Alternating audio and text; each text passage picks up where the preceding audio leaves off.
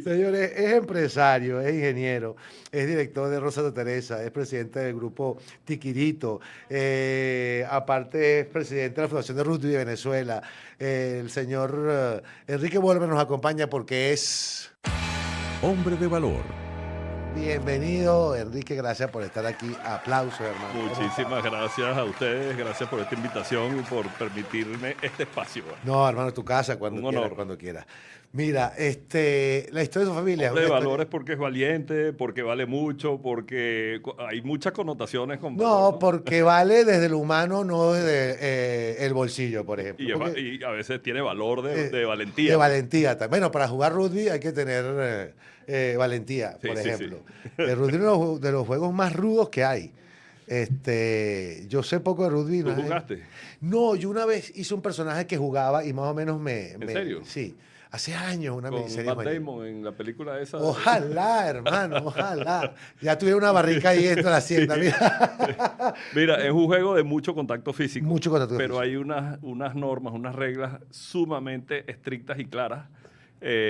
Y con el fundamento de los valores del rugby, del respeto, sobre todo el respeto al árbitro, al contrincante, que hace que ese contacto físico o lo que pueden llamar violencia, etcétera, no pase a mayores. Pero una de las cosas que impresiona del rugby, básicamente es eso, que hay tanto contacto físico y que no genera enemistad o no genera venganza, rencor, o si me das te lo devuelvo. Sí. Es decir, yo creo que hay más peleas entre jugadores en un partido de béisbol que uno de rugby, Sí. por ejemplo, ¿no? O de fútbol, muchísimo. O de fútbol, hay Sí. mucho más peleas fuera del terreno que lo que Yo creo pasa en que el rugby. como gastas completamente la energía Ya. durante los 80 minutos del partido, O sea, yo no puedo al pelear. final tú dices, mira, vale, vamos a tomar algo, un una cebada, refrigerio. una cosa, un refrigerio, algo frío que nos... Y echamos cuentos de cómo fue el tackle, cómo Exacto. fue el try, cómo pelaste tal cosa, cómo... Ay, mira, ¿no? hablando de rugby, ¿tiene alguna razón, algún inicio? El tema ese del saque cuando carga al jugador entre todo el equipo que agarra la Ajá, pelota en el aire y el- lanza. el line out, El line exacto. out. ¿Por qué de esa manera hacerlo? ¿Tiene alguna razón? Mira, el rugby tú sabes que son 15 jugadores en la cancha, Ajá. tiene 8 que son los delanteros y 15 que son los backs, son Ok. los de la línea. Todos los restarts que se llama, ¿sabes? El Comenzar, reinicio ajá. de cada acción lo disputan los delanteros, Ok. los 8 de un equipo y los 8 del otro. Si la pelota sale por una lateral, la manera de poner otra vez la pelota en juego es a través del line out. Entonces ahí ponen a los 8 de un lado, los 8 del otro, y en el aire disputan la posesión del balón. Es como un salto Como entre un- dos del basquetbol. Como un salto entre dos, pero aquí es entre 16. Exacto. Entonces, claro, te levanta para que llegue lo más arriba Claro, posible. en una época, no voy a tirar la cédula ni, Ok. ni se me va a caer, pero en una época cuando algunos de los viejos empezaron a jugar aquí en Venezuela, no podías cargar al saltador. Ok. Entonces el tipo tenía que ser muy bueno. Nosotros reclutábamos a chamos que jugaban basquetbol. básquet, y los tipos eran unos fenómenos. Entonces brincaban. Una vez que estaba arriba es que tú lo podías sostener. Ok. Hoy en día ya las reglas han ido mutando, han ido cambiando y ya tú puedes levantar al jugador. Perfecto. Pero entonces ahí se combina el que está lanzando, que es del equipo que va a reintroducir la pelota, se combina con sus saltadores y los jugadores. Y entonces tú ves que hay, a veces la agarra el primer saltador, el segundo saltador, o la tiran más atrás. Todo eso tiene parte de la Finta, estrategia lo que se llama por ahí. Finta, exactamente. Mira, Enrique, la familia de ustedes tiene una historia muy particular, son 300 años en este país, echándole 200, pichón. 200, cumplimos 200 este año. 200 años y ya. mi papá cumple 100. El El 1 de mayo. 100. Aplausos. Aplausos.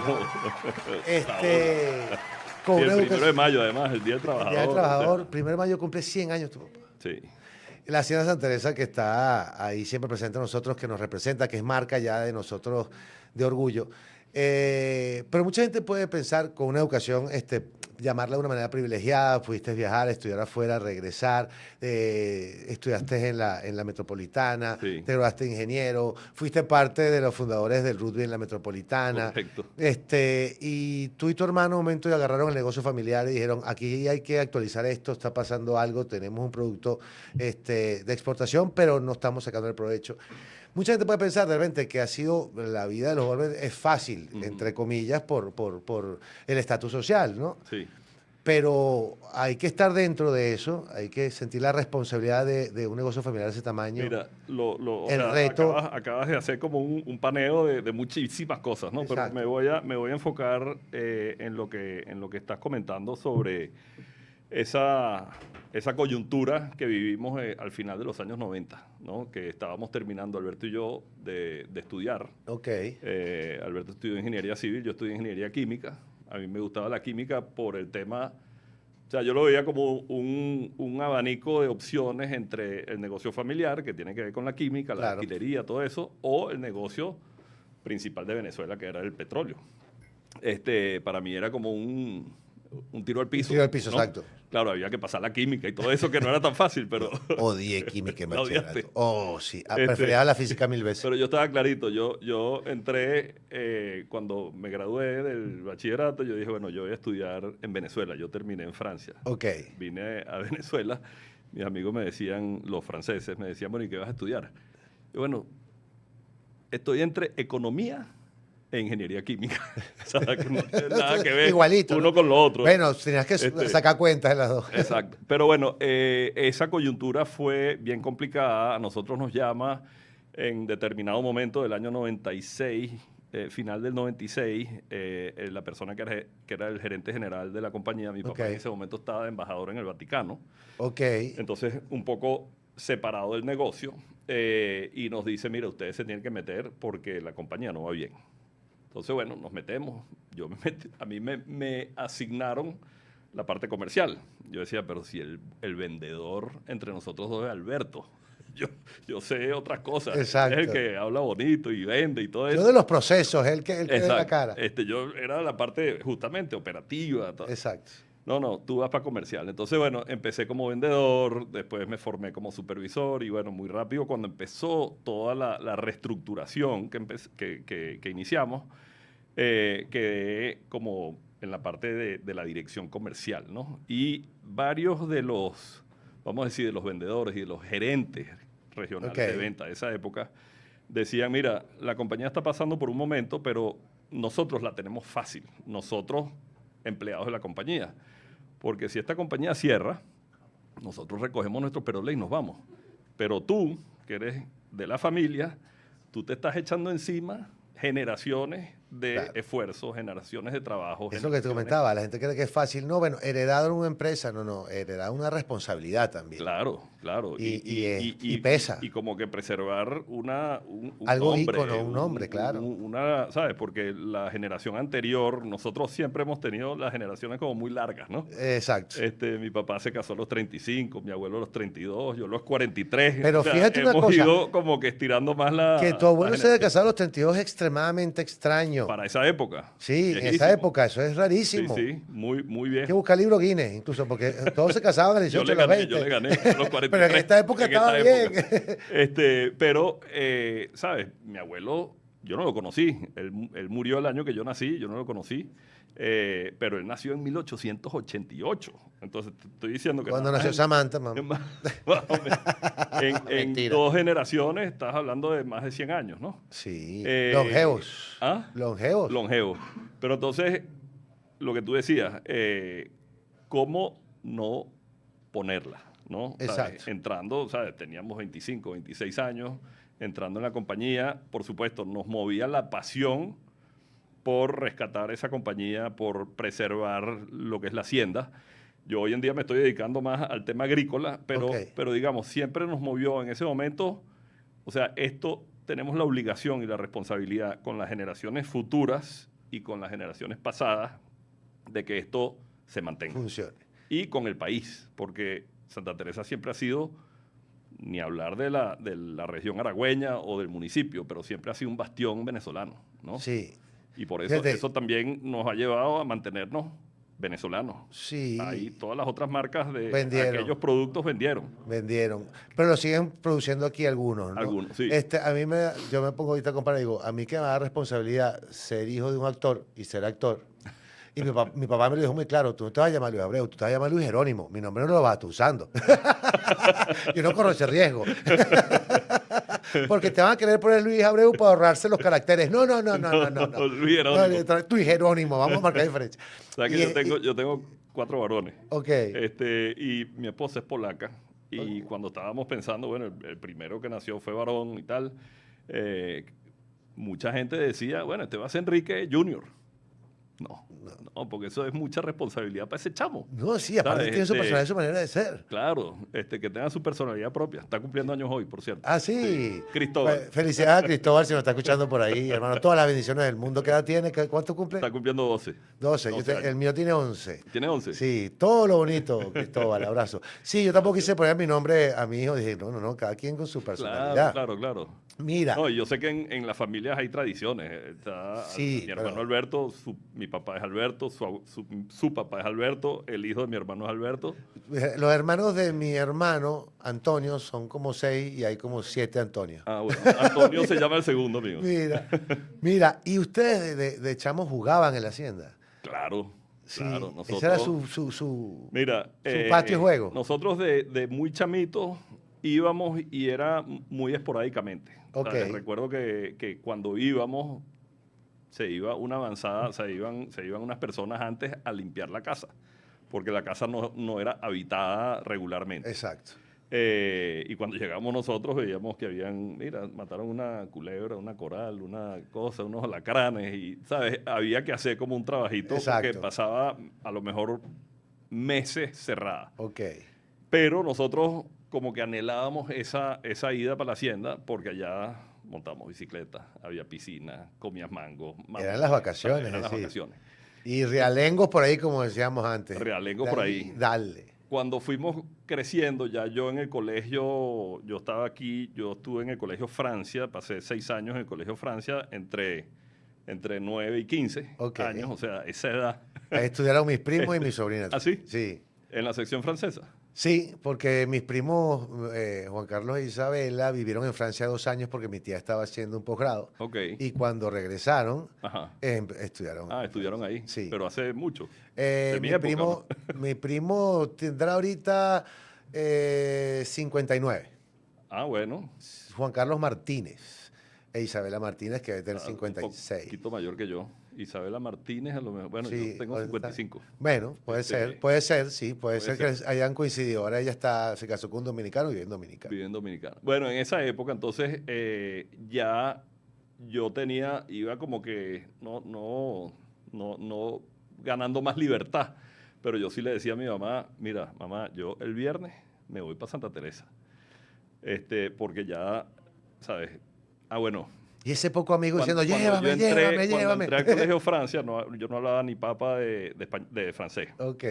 Y el verano, antes de entrar al colegio Francia, mi mamá es mitad francesa. Ok. Entonces, ella nos puso una motivación a mi hermana y a mí. Y dijo, si ustedes aprenden francés en este verano, antes de entrar al colegio, les regalo lo que quieran. Imagínate ese incentivo, ¿no? Bueno, yo pedí un caballo. A los 10 años. Entonces, bueno, cuando llegó a la hacienda estaba el caballo. Era un caballo de coleo. Nunca lo habían, como que no lo habían montado. Bueno, me monté en el caballo, lo paseé un ratico. Cuando me bajo del caballo, le paso la mano así por los ojos. por la cara. Ajá. Y ese caballo explotó en corcoveos y, ¿sabes? Se puso de verdad súper belicoso. Se lo llevaron inmediatamente. Pero al tiempo apareció una yegua muy fea, pero estaba recién parida. Tenía una potranca, ¿no? Y entonces, bueno, ese fue mi caballo durante 6 años. ¿La yegua? La yegua, Okay. La yegua. Y después ella tuvo varios potros y al final me quedé con uno que lo llamé Dominó, porque nació negro con pepas blancas. Exacto. Vivió 25 años. Wow. Y al final era blanco con pepas marrones. ¿Sabes? Fue cambiado y seguía siendo Dominó. Sí. Entonces yo buscaba el fin de semana, ¿sabes? El viernes a la 1 de la tarde, para irme a la hacienda y pasar 2 días y medio completos allá montando caballo, montando Y ese bicicleta. poco amigo diciendo, llévame, llévame, Ah, bueno, y llévame. los amigos, La por piscina y supuesto. demás. Y mi papá organizaba unos paseos que eran paseos interminables, ¿sabes? A esa edad, te quieres bajar para ir para el baño, quieres tomar agua. No, no. Hasta que yo diga, no se van. Entonces era medio castigo, pero uno aprendía mucho. Ese fue el patio de juego. Sí. Aparte, ahorita vamos a ir al corte de la emisora, vamos a ir hablando de Mundo R, pero al corte vamos a hablar de una cosa maravillosa que estás haciendo, que es Alcatraz, que eso Bueno. hay que conversarlo. Pero Alcatraz con Café todos o Alcatraz Rugby.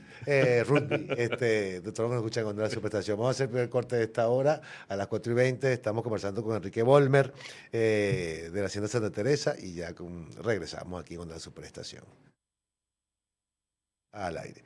Aquí seguimos, no paramos, seguimos en YouTube. Sí, mira, y cuando ya entraba a la empresa, tuvieron entonces que ir aprendiendo desde abajo cada uno de los espacios Sí, de pero la empresa. Fue un aprendizaje, tú sabes, Pero a 2000 por hora, ¿no? ¿Cómo es? Como los discos esos que van más rápido. A 45. A 45, sí. Dale, que hay que Pero rescatar. fue una etapa espectacular, pero al mismo tiempo de muchísima presión y tensión propia, ¿sabes? Claro. Autoimpuesta, ¿no? Claro, además había, digamos, cuando entramos o cuando empezamos todo este tema de la reestructuración, había muchas circunstancias adversas, deuda, había deuda con el gobierno, con el CENIAT, había deuda con proveedores, había, ¿sabes? Estábamos prácticamente en un estado de atraso. Entonces nos tocó salir a dar la cara, hablar con el proveedor de vinos chilenos, hablar con el de, tú sabes, los clientes de aquí en Venezuela, para decirle, mira, no te he podido despachar porque no tengo mercancía, porque no me han despachado vidrio, tú sabes. Y eso como que nos dio una credibilidad, tanto a Alberto como a mí, en los distintos roles que estábamos desempeñando en la empresa, ¿no? Recuerdo que yo al principio, antes de la reestructuración, Era en vez de trabajar con las demás compañías que te haces loco, era decir, no, vamos a dar la cara, vamos a sentar, no tengo plata, pero te voy a pagar. Claro, aquí Exacto. estoy yo y creé en mi palabra y en mi Exacto. compromiso que esto lo vamos a sacar adelante. Que es ¿no? la manera, para mí, correcta de hacer negocio. Y muchos clientes aquí en Venezuela, ¿sabes? Licorerías, bodegones, mayoristas, hasta el día de hoy agradecen y se acuerdan de ese momento. Porque era como sincerarse y decir, mira, te necesito, tú me necesitas porque tú vas a hacer negocio con lo que yo vendo, pero hoy estoy pasando trabajo, ¿no? Dame chance. Pero el vendedor, entonces yo estaba haciendo unas vacaciones en toda la zona de los Valles del Tuy. Vacaciones de un vendedor, yo tomé la zona del Valles del Tuy, Las Mayas, toda esa zona, ¿no? Y me consigo con un vendedor de un producto de la competencia, y me parecía que el vendedor era buenísimo, buenísimo. Y yo dije, bueno, mis vacaciones las termino, ponte tú, en 2 semanas, pero yo necesito que este tipo se venga a trabajar con nosotros. Exacto. Total, que lo recluto, se viene y le damos esa zona. Y, por supuesto, muy rápido yo paso a ser supervisor. Ok. Y después, a los 6 meses, paso a ser el gerente nacional de ventas. Total que... ¿Y el supervisor cuando eras vendedor qué te decía? ¿Cómo? El supervisor que tenías cuando eras vendedor. Había un tipo serísimo, portugués, Miguel Pereira, me acuerdo perfecto. El tipo me trataba como un vendedor más muy bien. Nuevo. Maravilloso. Nuevo. Entonces, de verdad, era todos los viernes, tú sabes, era muy estricto. El gerente de la región era un gallego, fenomenal también. Rogelio Rodríguez, pero de los Valles del Tuy decía, cónchale, vale, pero Catire sí es bravo. Entramos juntos y ya él es gerente y yo sigo siendo vendedor de los Valles del Tuy. Pero bueno, eran cosas muy divertidas. La pasé. De verdad que esos fueron años. ¿Y ese vendedor que reclutaste sigue estando en la empresa? No, salió hace como 5 o 6 años. Ah, pero duró, ¿no? Duró muchísimo. Te estoy hablando que eso fue en el 98, 99. Mira, Sí, duró. duró mucho. Fue una buena reclutación. Néstor Guaramato. Tienes buena memoria para los nombres. Sí. Tú sabes que es una tradición que se ha ido perdiendo, y me incluyo. A mí me cuestan mucho los nombres. A veces sufro problemas de radio cuando tengo invitados que no conozco, digo, me estoy diciendo, ¿Cómo que se llama sí, este? sí, sí, ya hago señas a Samantha. Pero es una cosa mucho de antes de Caracas, de mis abuelos, por ejemplo, que tú decías, no, voy Ah, para la casa con un amigo que se llama Ricardo. ¿Ricardo qué? García. García de Calabozo, o del Tigre, o son los sí, García de sí, Valle sí. del Tuyo, son los García. ¿Qué sé yo de dónde es el García este, Pregúntale abuela? tú cuando lo Pregúntale veas. tú. Sí, así es mi papá, que bueno, Claro. este Abreu de los cuales, Exacto. Entonces, y tú sí, dices, pero, ojo, ¿por qué? ¿No? Y que sabían, o sea, los conocían y sabían quién era cada quien y un nombre no se olvidaba nunca. sí, Yo creo que nosotros en nuestra generación ha perdido el nivel de atención cuando te presentas. es correcto, sí. Es decir, cuando tú dices tu nombre o te dicen el No se nombre, te queda, no se te no queda estás grabado. prestando atención. Sí. Estás saludando por costumbre. Y a lo mejor diciendo tú tu nombre, ¿no? Exacto. Entonces sí. yo creo que ahí parte de ahí. Mira, ustedes le donaron a la conferencia episcopal parte de la Volmer. No, de No, Montalbán. de Montalbán. De Montalbán. Mira, ahí, eso es un cuento bueno. ¿Te Ah. acuerdas? En el 85 vino el Papa Juan Pablo II. Ok. Eh, La Vega fue la que ustedes... no, Montalbán. Montalbán. Lo que pasa es que La Vega también está ahí. Está al lado. Está al lado. Ok. Y son haciendas vecinas. Y mi abuela, la mamá de mi papá, Ajá. era herrera de la ¿De Hacienda La dónde? Vega. De la Hacienda La ¿Los Vega. Herrera de Car o los Herrera de Carolina? Carolina de los Herrera de acá, exacto.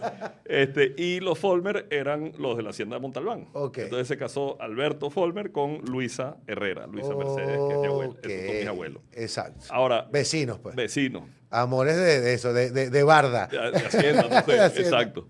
Pero el hecho es que en el 85, cuando viene el Papa, parece que estaban viendo toda la planificación de dónde iba a ser la misa multitudinaria de Caracas. Ok. Plantearon la Carlota y después alguien dijo, mira, la Carlota es muy riesgoso, va a ser peligroso y tal.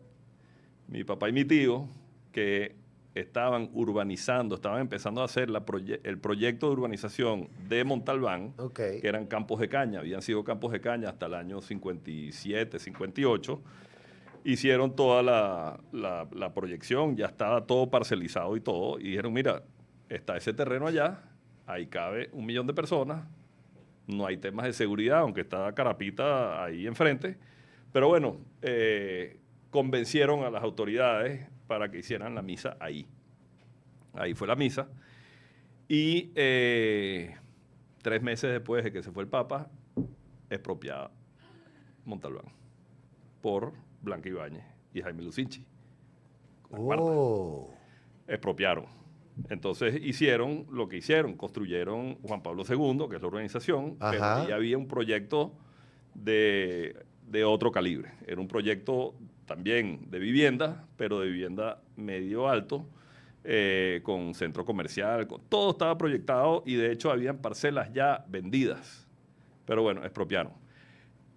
La casa de Montalbán, la casa antigua de Montalbán, que era una casa, eso entra a la familia, lo compró mi bisabuelo en 1923, una cosa así, 22. Y se la regala a mi abuelo, la casa y la hacienda Montalbán.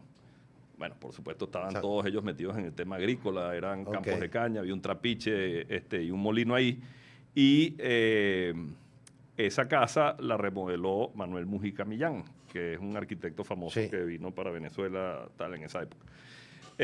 Bueno, ahí vivieron mis papás, mi papá, perdón, y mi tío y mi tía. Pero bueno, cuando van muriendo mis abuelos, un tío se muda, la otra tía también, la casa era un caserón demasiado grande. Justo después de la visita papal del 85, mi papá y mi tío deciden donarle eso a la conferencia episcopal. Entonces esa es la sede de la conferencia episcopal de Venezuela. Por eso es que te queríamos invitar a decir, porque todo esto que estamos hablando básicamente es historia de Caracas, de Venezuela, de cómo transformar una ciudad que era Poco nos acordamos de que esto eran campos de cultivo, eran fincas, eran haciendas, que se transforman de en esta... café, de caña, de ganado. Porque aparte, en la capital, aunque uno no lo crea, aquí se da café, se da caña de azúcar. Aquí en Caracas era tierra fértil, es decir, que se urbanizó y esta metrópolis maravillosa. Los primeros cafetos, las primeras plantas de café estaban aquí mismo, en la Modano. No estamos en la Modano. Exacto, aquí. Es que casi todo esto eran grandes haciendas. Los Chorros eran unas haciendas maravillosas. Claro. Y todavía hay casas gigantescas por ahí. Blandín, que es el día del Country Club, ahí hay un cuento, si quieres, si me permite. Dale, este programa es tuyo, hermano. Para irnos a la otra hacienda, que es La Vega. Ajá. La bisabuela, Carolina Uslar Urbaneja, Cocó, le decían, que era la abuela de mi papá. Ella había enviudado y ella se quedó con la hacienda La Vega, que también eran campos de caña y todo eso. Llegaron unos, me imagino yo en esa época, unos inversionistas, developers, interesados en comprar o desarrollar la hacienda La Vega en convertirlo en el Country Club. Porque ahí estaba el Club Paraíso, que se había quedado pequeño. Ellos dijeron, vamos a hacer Country Club aquí. Y ella dijo, no, yo voy a seguir con mi producción de caña. Y se vinieron a Blandín. Y por eso es que hoy en día el Country Club está donde está. Mira. Pero bueno, estamos felices. La Hacienda La Vega también es algo que le hemos ido metiendo el pecho. Es maravilloso. En los últimos años. No sé si has ido a la clave. Sí, vamos a decirlo en YouTube porque dice que no lo podemos decir porque siempre es secreto. Siempre es secreto. ¿Dónde va a ser la próxima? Sí, ahí fueron las anteriores. Ahí fueron las anteriores. Pero no, la Hacienda La Vega es un montón de cosas. Un sitio privilegiado dentro de Caracas. Sí, nosotros la vuelta que estamos tratando de darles que sea un sitio de encuentros culturales. No solamente de música, evidentemente, pero también ahí está, eso es patrimonio histórico nacional. Estamos haciendo como unas alianzas con las universidades, con la Central, toda la Facultad de Arquitectura y Paisajismo para lo que ya se llama el Jardín Francés. Y con la Católica para hacer el master plan de la Hacienda La Vega. ¿Sabes? Cómo vamos a reparar los techos del trapiche, qué vamos a hacer con estos espacios y tal. Yo estoy remodelando mi apartamento. Cualquier cosa que te digan ahí o te sobre material, tú me avisas. Yo tengo un techo, tengo goteras, Hablamos ahí con Arturo Peraza para que... Yo me mudé aquí, entonces estoy remodelando ahí a cuentagota. Ya poquito, exacto. A poquito. Pero no, La Vega nos está dando muchísimas satisfacciones porque es un sitio que la gente está redescubriendo, ¿no? Sí, pero fíjate que siempre fue un sitio ícono de esta ciudad. Yo he hecho fotos ahí, hice novelas, se hicieron un montón, Puñas de Navidad. No se hizo Bolívar, porque no grabamos aquí en Venezuela. Si no hubiésemos estado ahí. Claro. Bolívar no se grabó nunca nada en Venezuela, se grabó en Colombia y España. En Colombia la mayoría, ¿no? Mucha gente pregunta que, por ejemplo, ¿por qué no hicimos la batalla de Carabobo? Bueno, porque no se grabó de este lado. Entonces dijeron, bueno, las batallas más íconos para la historia colombiana y no para las nuestras. Las mencionamos, pero no las grabamos. Exacto. Porque fue de aquel lado, todo, absolutamente todo. Era un proyecto colombiano, ¿no? Y ahí es un sitio de eventos, lo que tú decías, además. Cuñas de Navidad, novelas, todo se ha hecho matrimonio. Ahí tenemos una alianza también con el núcleo de orquesta de Montalbán. Y hemos hecho varias cosas con ellos espectaculares, unos conciertos. Hicimos un concierto de Navidad espectacular, con pura gente joven. La directora, ahorita no me acuerdo el nombre, la directora de esa orquesta, pero fenomenal. Te invitamos cuando haya fecha. Por favor. Que no sea sorpresa como la otra. Se sepa la dirección. Exacto. Pero aparte, todavía en YouTube lo va a decir. No puede decir la ubicación. Ya todo el mundo fue para la otra y ya es ahí mismo. Porque me dice que no lo puedo decir. O sea, tampoco así. Vamos a hacer publicidad y seguimos conversando. Sí. Enrique. Estamos...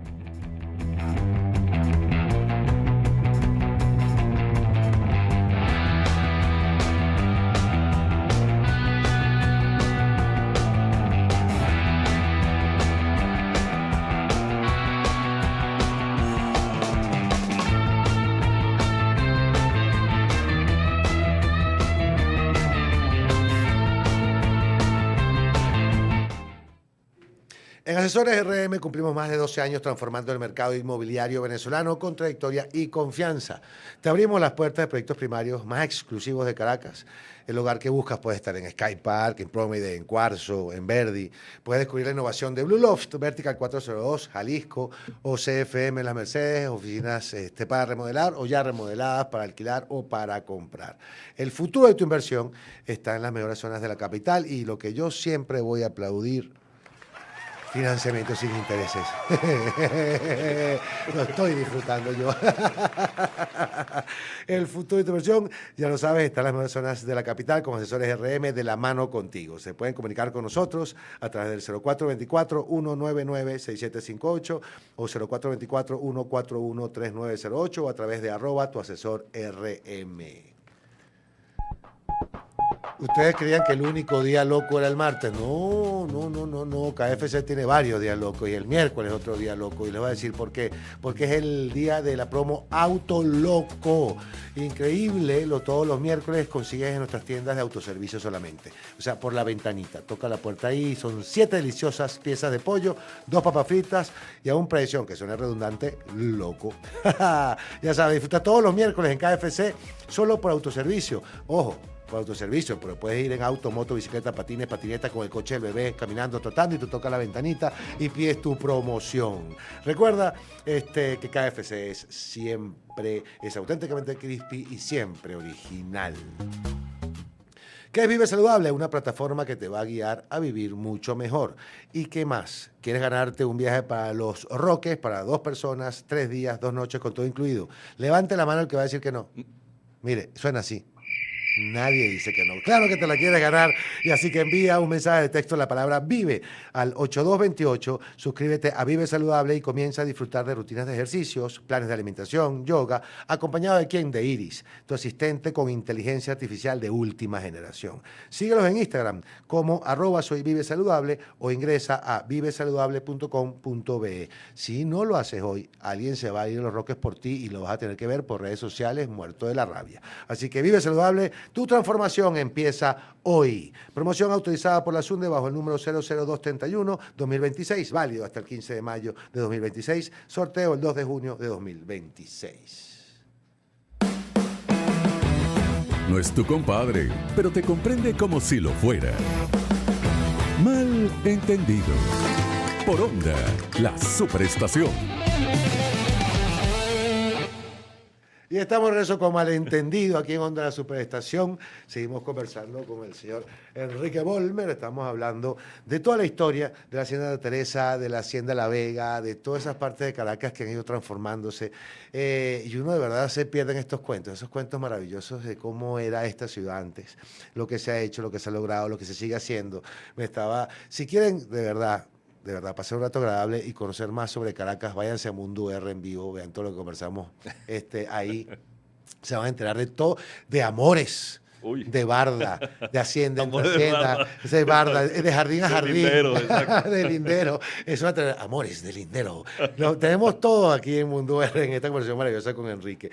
Mira, queríamos hablar de tu proyecto de Alcatraz, ¿no? Tú eres, por supuesto, ya lo hemos dicho, un enamorado del rugby. Lo practicaste, lo inauguraste en la Metropolitana, has estado tu vida. ¿Sigues jugando esta...? Nunca me gusta decir que no, Ajá. pero no estoy jugando. Cada vez menos. No, cada vez menos. ¿Cuándo fue que hace 3 años? Es un rugby más social. Mira, mañana empieza el torneo número 32 en la Hacienda Santa Teresa de rugby de Sevens. Es jueves, viernes y sábado. ¿Y rugby de 7 de 7? De 7 por lado. Okay. Son tiempos reducidos, son tiempos de 7, pero la cancha es la misma. Es decir, para veteranos, pues. No. No, porque entre menos gente en la cancha, mismo tamaño. Tienes que correr como un demonio, ¿no? Entonces, eso lo hemos hecho desde el 94, fue el primer torneo que hicimos. Ok. Mañana van a haber 18 equipos penitenciarios. Es el torneo más grande interpenitenciario en el mundo. Y luego, el viernes y sábado, es el torneo... Ese aplauso para los privados de libertad. Sí, señor. Mañana van a estar... Sí, señor. Eso es una fiesta. O sea, de verdad, si alguien tiene chance de asistir mañana, están más que invitados, porque es un privilegio ver cómo esa gente sale de los centros penitenciarios y van a practicar. Ese es como su field day, ¿no? De día de campo, donde van a disfrutar, donde van a jugar. Para ellos eso es como jugar en el Maracaná o en el Olímpico o en cualquiera de los estadios. Sí, señor.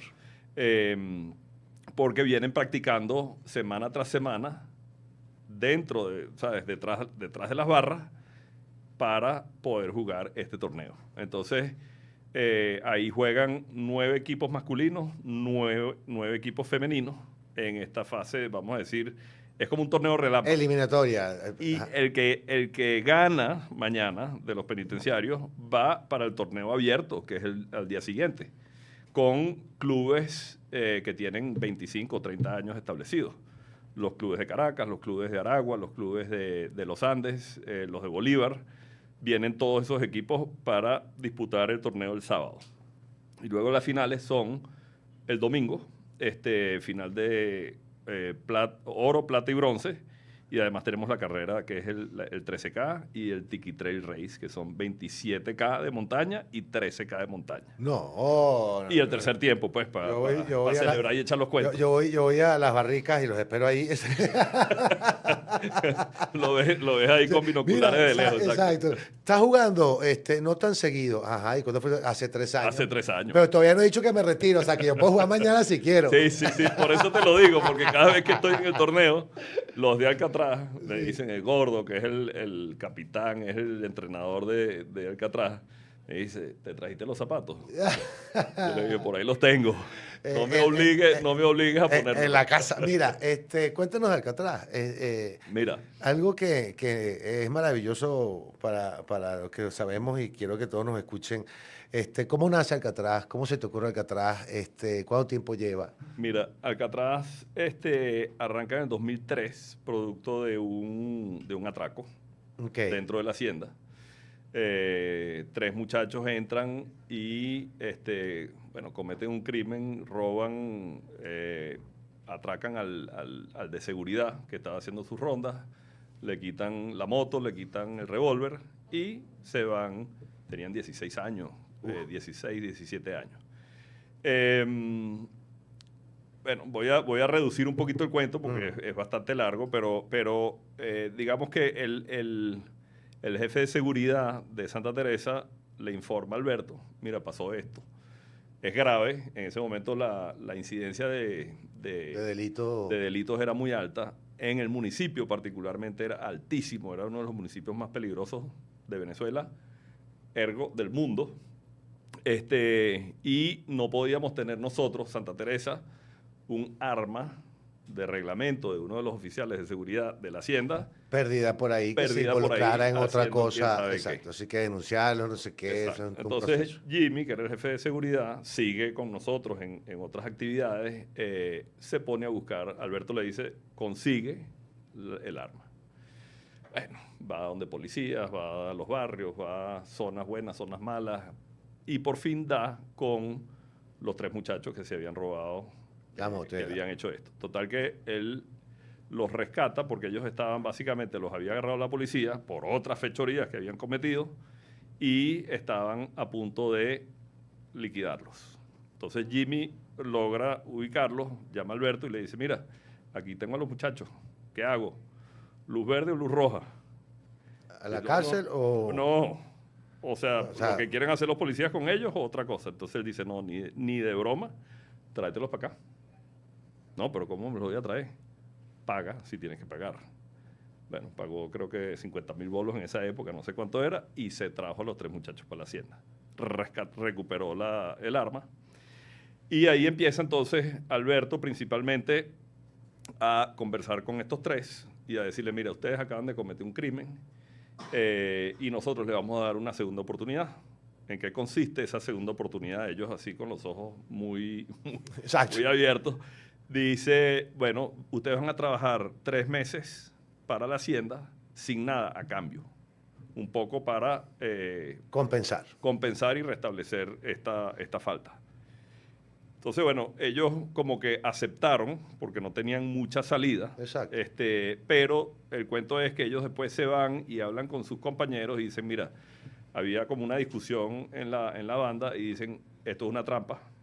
Ellos lo que quieren es que vayamos toda la banda y entonces ahí nos agarran a todos y nos eliminan. Entonces, bueno, hubo toda esa discusión. Al final ellos aceptaron y se presentaron 22 muchachos, que era la banda completa. ¿Okay? Entonces, así empieza. Esa es la primera, vamos a decir, la primera banda desarticulada. La cercanía a... Que estaban ahí en el consejo. Exacto. Eran de la placita. Entonces, bueno, ¿cuál fue la metodología? Esto fue todo improvisado y todo sobre la marcha. Exacto. Bueno, tenemos que retirarlos, tenemos que extraerlos de su ambiente y de su entorno y los metimos en la hacienda de café. Entonces estuvieron trabajando durante 3 meses sin nada a cambio en labores agrícolas, agronómicas, limpiando, ¿sabes? Sacando gamelote, cosechando café, bueno, sembrando, haciendo lo que se hace en una hacienda de café. Por eso hoy en día hay un café que se llama Café Alcatraz. Después hablamos de eso. Okay. Antes de arrancar todo esto, están los 22 chamos reunidos con Alberto. Alberto me invita, vente para que veas. Yo decía, en esa época pasábamos mucho más tiempo en la hacienda porque las oficinas estaban allá, no teníamos oficina en Caracas. Okay. Entonces, de hecho yo ese día había visto un muchacho que de verdad metía miedo. Lo vi en la hacienda, saliendo del comando de seguridad. Y yo le pregunto a Alberto, chamo, ¿qué es esto? ¿Quién está metido ahí? Yo no sabía el tema, lo que había pasado. Entonces me cuenta, no, vente para que vamos a tener una reunión. Era una reunión muy descarnada, o sea, la conversación era, ruda. Échame los cuentos de lo que tú has hecho, ¿no? Era como, echa todo para afuera para que tú mismo te perdones, básicamente. Entonces, bueno, yo atraqué a una señora y entonces entre todos los demás decían, no, vale, pero di la verdad, di lo que has hecho en serio. Y bueno, ahí empezaron a salir una cantidad de cuentos. Yo estaba como detrás de ellos, escuchando y viendo todo esto, y yo dije, oye, estos 22 tipos aquí es el prototipo ideal para un equipo de rugby.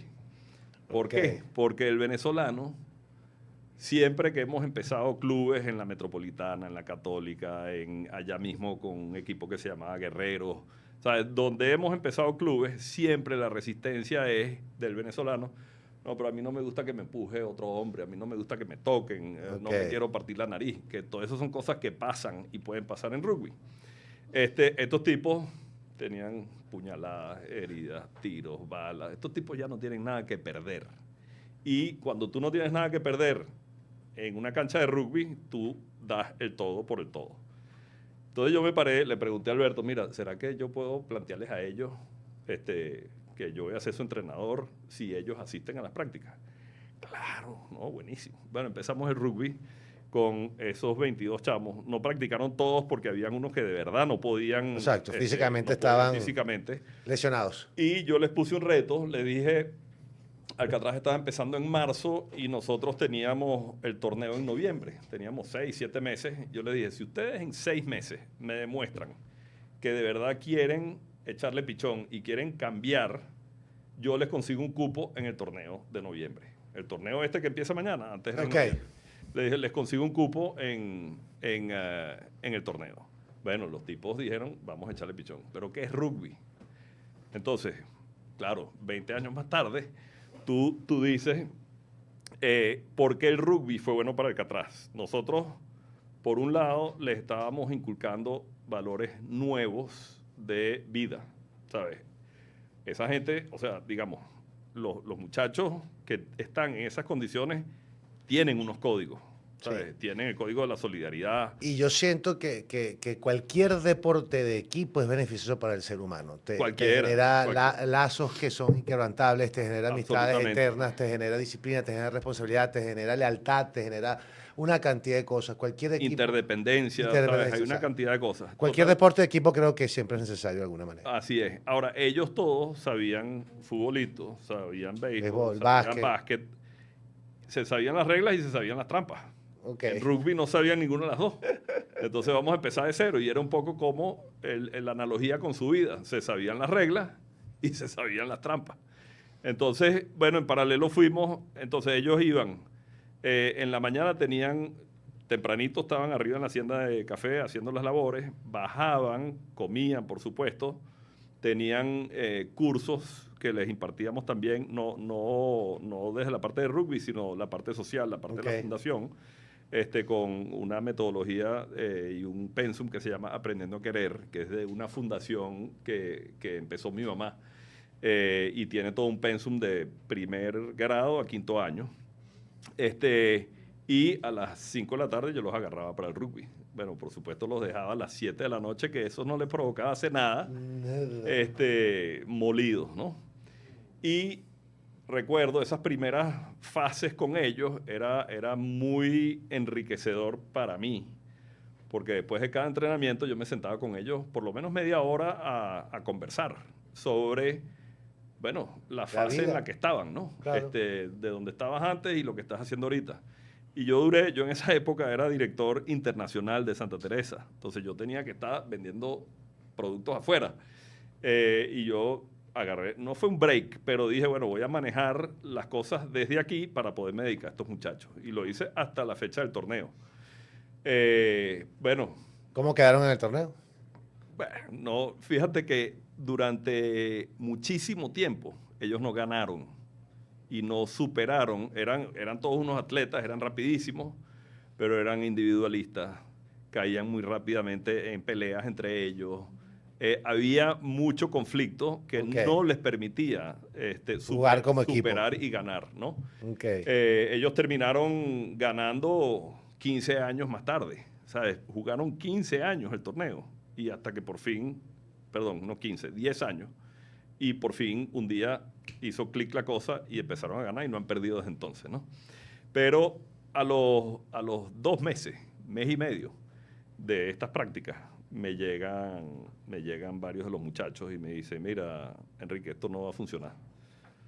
Yo, ¿qué no va a funcionar? No, todo este proyecto que tienen ustedes, porque la banda contraria, la del cementerio, se está metiendo en nuestro territorio. Y nosotros mañana nos vamos a ir y vamos a buscar nuestras herramientas y vamos a resolver esto. Entonces lo agarré y les dije, mira, si ustedes hacen eso, ustedes están cayendo en su juego. O sea, me lo llevé por la parte deportiva. Exacto. ¿Por qué no más bien los invitamos nosotros a que vengan a practicar rugby?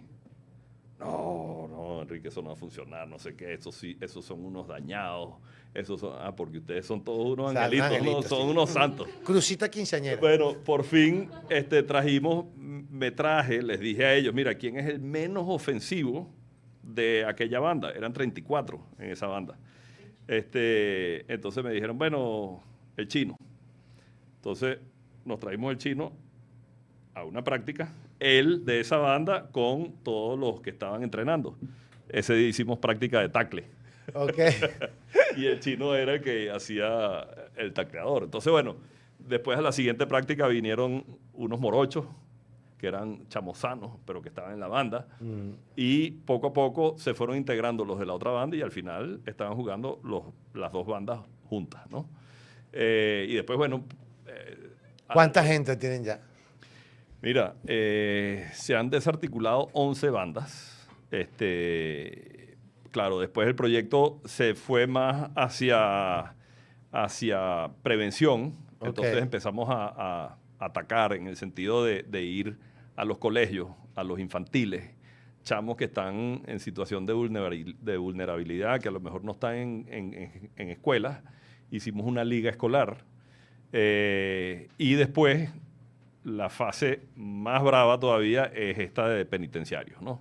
Entonces, hoy hay más gente jugando detrás de las cárceles, detrás de las barras, que fuera de las cárceles. Mira, es algo que vamos a cambiar con la Federación Nueva de Rugby. Amén. Mira, quería hablar de la Federación, que está el presidente de la Federación, nos quedan 3 minutos, cuéntanos.